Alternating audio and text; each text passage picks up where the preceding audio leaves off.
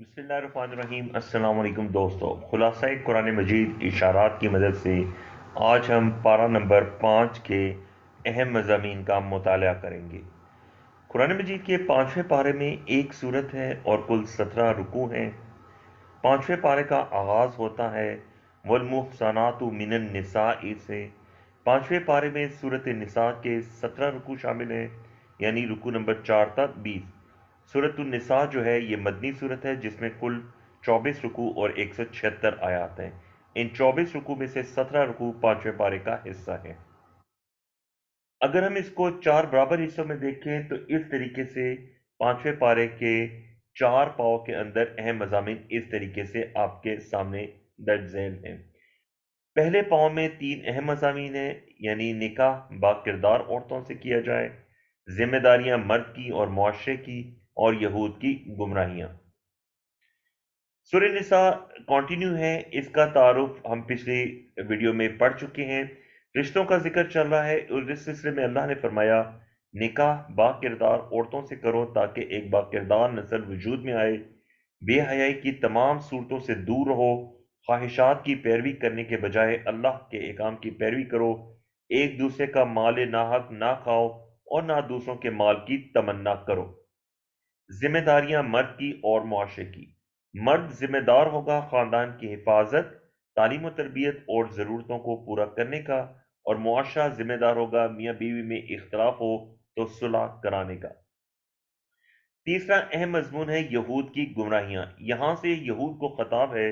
यहूद गुमराह हुए और चाहते हैं कि तुम भी गुमराह हो जाओ। यहूद ने दुनियावी फायदों के लिए किताब में तब्दीली की, रसूल अल्लाह सल्लल्लाहु अलैहि वसल्लम को ताने दिए, दीन की उल्टी तावीलात की, तज़किये का दावा किया और कुफार को बेहतर बताया। अल्लाह ने कहा कि आज़ाब आने से पहले ही ईमान कबूल कर लो। 5वें पारे के पहले पाव के तीन अहम मज़ामीन को आप उंगलियों की मदद से ऐसे याद रख सकते हैं। दूसरे पारे के अहम मज़ामीन दो हैं, यानी अंजाम याद रखो, इताअत करो और एराज ना करो, दुश्मनों से किताल और मुनाफिकीन से होशियार रहना। अंजाम याद रखो, इताअत करो, एराज ना करो। इस सिलसिले में फरमाया कि याद रखो कि कुफ्र करने वाले आग में जलेंगे और ईमान और अमल वाले जन्नतों में रहेंगे। ईमान वालों से फरमाया अल्लाह रसूल और अमीर की इताअत करो और एराज ना करो, तागूत के पास फैसले ना ले जाओ, अल्लाह और रसूल के फैसलों को दिल से कबूल करो। इताअत करने वाले इनाम याफ्ता लोगों के साथ होंगे। दुश्मनों से किताल, मुनाफिकों से होशियार। ओहद में नुकसान के बाद दुश्मनों की हिम्मतें बढ़ गई थीं, इसलिए अल्लाह ने फरमाया अपनी हिफाजत का ख्याल रखो, दुश्मनों से लड़ने के लिए तैयार रहो, कमजोरों की हिफाजत करो, लोगों से और मौत से मत डरो, नफा नुकसान का मालिक अल्लाह है। मुनाफिकों से कहा कि खुफिया तदबीरें मत करो, अफवाहें मत फैलाओ, उनकी तहकीक कर लो। दूसरे पाव के अहम मज़ामीन को आप इस तरीके से याद रख सकते हैं। तीसरे पाव में तीन अहम मज़ामीन बयान हुए। मुनाफिकीन को मारो सवाए अहद वालों के, हिजरत का जिक्र, कसर और जिक्र, खयानत का किस्सा। ईमान वालों से फरमाया हिजरत की ताकत रखने के बावजूद जो हिजरत ना करें ऐसे मुनाफिकीन को मारो, वरना वो मुशरिकीन के साथ मिलकर तुम्हें मारेंगे, सवाए उन लोगों के जिनसे मुआहदा हो या जो ना लड़ना चाहते हो। जब लड़ाई हो रही हो और किसी मोमिन का कत्ल हो जाए तो उसके एहकाम दिए गए। हिजरत, कसर और जिक्र। हिजरत ना करने पर जहन्नुम की वईद है, सवाए बेबस लोगों के।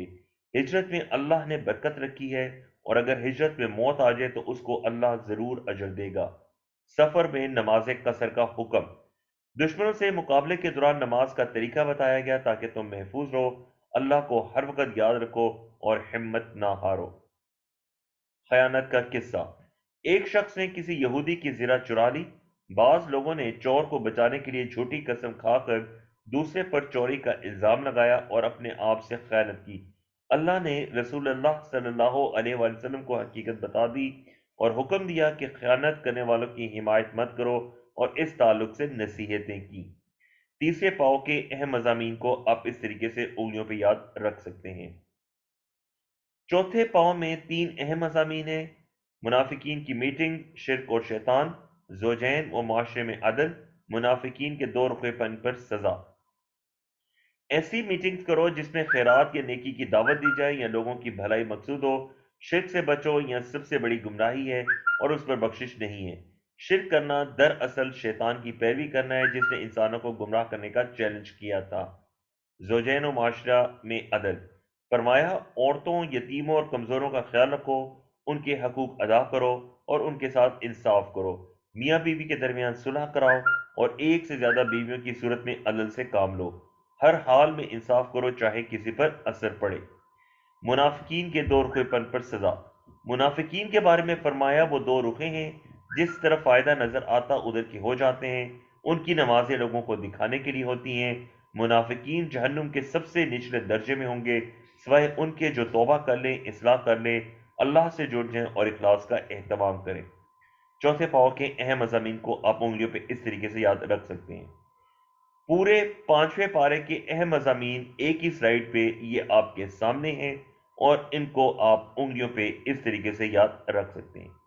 الحمدللہ ہمارا پانچواں پارہ مکمل ہو چکا ہے. آپ سے درخواست ہے اگر ابھی تک آپ نے یوٹیوب چینل اسٹوڈنٹس آف قرآن مجید کو سبسکرائب نہیں کیا تو چینل کو سبسکرائب کیجئے.